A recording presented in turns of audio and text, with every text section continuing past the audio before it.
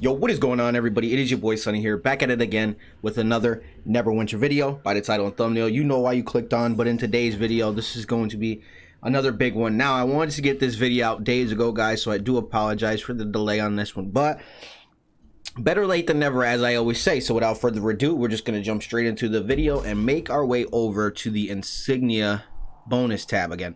Now, as always, I will be leaving a link in the description box to it's not updated completely, but it's one of the, it's the only one that I could find where it shows a list of all Insignia bonuses that are available on each mount, so you can specifically find the bonuses and the mounts that belong on them. Because right now, in the way Neverwinter works in the auction house, you cannot search mounts by specific insignias or any type of the sorts or bonuses, which is a bit of a bummer. Hopefully in the future they do apply that in a future update, but until then, we got to do what make do. So let's jump in. Coming in at number 1 is combat maneuvers. Whenever you control an enemy, you gain plus 2500 combat advantage damage for 10 seconds. Now, this is a pretty big one, especially for those guys who can't cap out combat advantage. Now, unfortunately, in terms of offensive capability, a lot of these are going to be stats, buffs,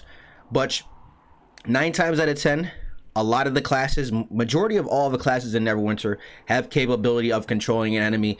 And to make sure that you can control an enemy, this will actually proc on your guy. Actually, believe it or not, down here it will actually come up so you can see if it's working and to make sure what powers will work with it. So it's an easy test to come figure out. And 2500 combat advantage is a big thing, especially the way stats caps are now, so if you need that extra combat advantage, boom, there you go. Moving on to the next one, Warlord's Inspiration. Now, this one is going to be more situational because your summon companion does 20% more damage. Now, this is going to be a big one if you use a Zuna or the Abysmal Chicken instead of the any type of augment companion. 20% more damage, what? I'll take that. So if you are a Zuna user or even the Abysmal Chicken, I believe is still not bad. Of course, Zuna, I believe, is still number 1 in terms of, striker companions. I could be wrong on that, but, hopefully Sonny still knows his stuff a little bit, right? Moving on to the next one, though, we have Artifactors Persuasion. Whenever you use an artifact power, your cooldowns are reduced by 2 seconds. Now, with this one, it is a little bit of situational because you're gonna have to wait every 60 seconds, but the problem is it's only 2 seconds. But the thing about being on a DPS class is those 2 seconds is 2 seconds that you can use your encounter back. So if you can play this into your rotation smart and correctly, you can actually do some decent damage in one rotation with this. The next one that we're going to be discussing in this video is a little bit further down, and that's Assassin's Covenant. Now, this is going to be another one where this is going to help increase your stats, but this is going to come onto you automatically. You lose 1000 of your defense, deflection, critical avoidance, and awareness, but you gain 1000 accuracy, 1000 armor pen, 1000 crit strike, and 1000 combat advantage. So this one in itself is another one that's not too bad. 1000 to each one of your primary stats is big, but now the thing is, you do take 1000 loss in your defense, which sometimes could be, detrimental, in all honesty, because defense is just as good as offense sometimes. But if you can sacrifice some of your defense, I mean, as a DPS, you really don't need deflecting, critical avoidance, and awareness, I believe, is still only for PvP. So to get 1000 from each one of your main powers or your main DPS stats, if you want to use it that way, is a big boost there.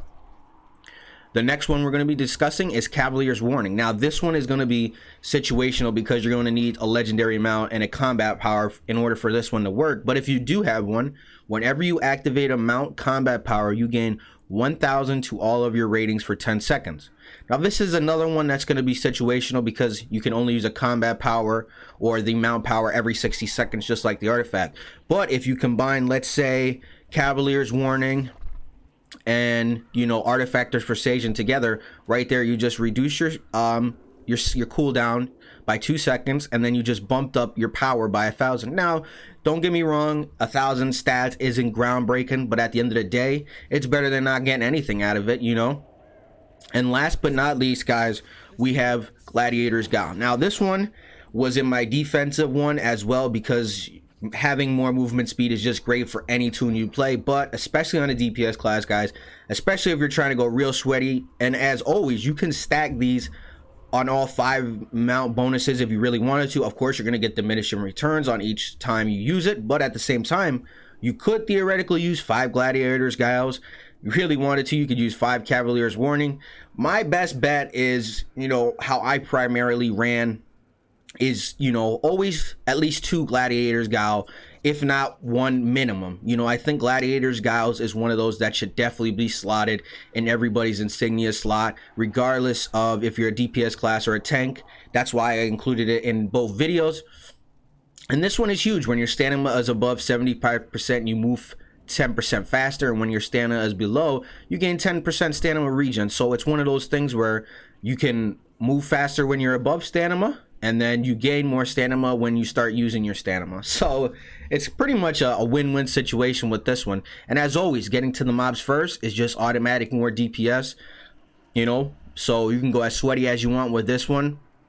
Now, unfortunately, there's the 2 set ones. There's not too really many that I would recommend. If anything, I don't recommend using the 2 slot enchantment insignia bonuses over the 3. In my opinion, it's not really worth it, especially because the 1 insignia slot alone will just be more beneficial than just running 2, guys. You know, this video is going to be a little bit shorter because I think hopefully I touched up on anything. If you guys have any more questions about insignias, or, you know, you have any questions for your boy Sonny in general, just don't hesitate to leave a comment down below and I'll do my best to answer it. As always, guys, I appreciate you, and till next time, peace out.